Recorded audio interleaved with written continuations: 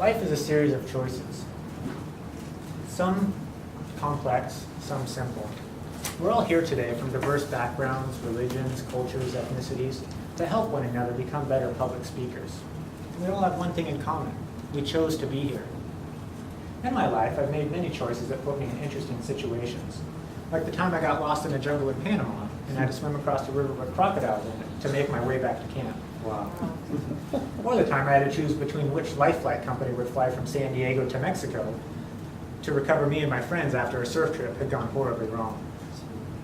I even chose to skateboard professionally after high school in Southern California.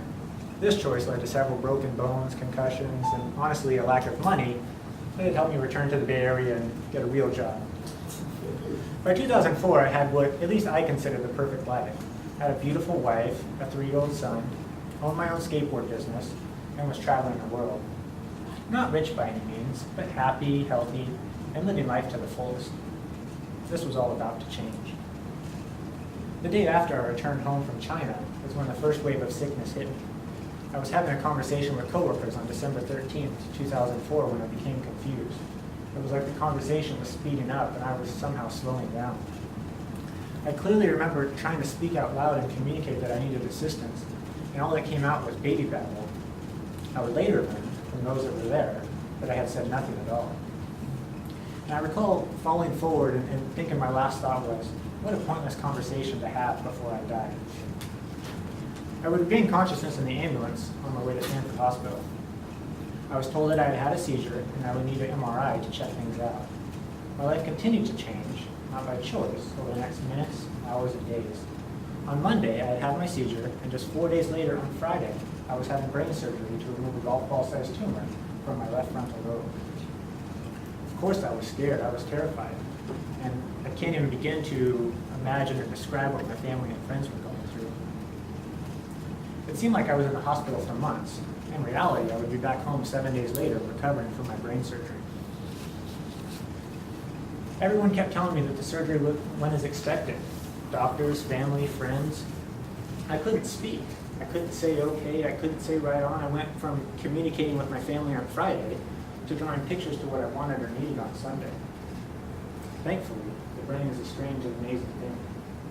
I soon learned that I could still read out loud and went from drawing pictures to writing my words out on paper and simply reading them to communicate. My speaking ability improved over the next days, weeks, and months that followed. However, I was left with several side effects that still impact me to this day. Seizures, which I can't even begin to describe how they impact my life. Other side effects are more hidden. I have trouble finding words, slow thinking, anxiety, depression, persistent thoughts, and all of these side effects just travel with me wherever I go in life. I also lost my personality that first year.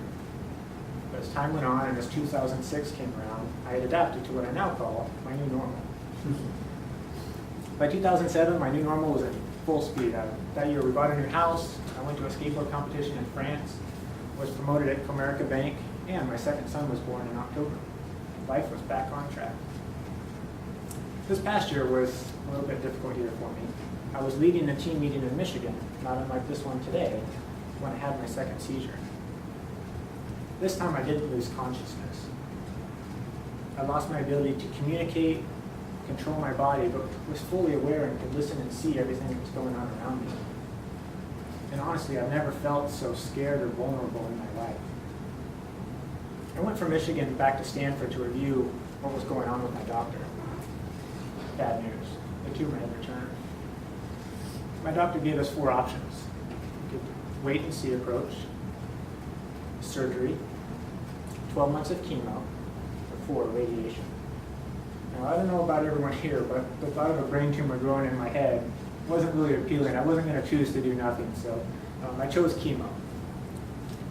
And even though I was nearly 6 months into my chemo cycle, and while everyone was decorating their Christmas tree, I had my 3rd seizure. Fortunately, I was at home. Unfortunately, my youngest son and wife saw it happen.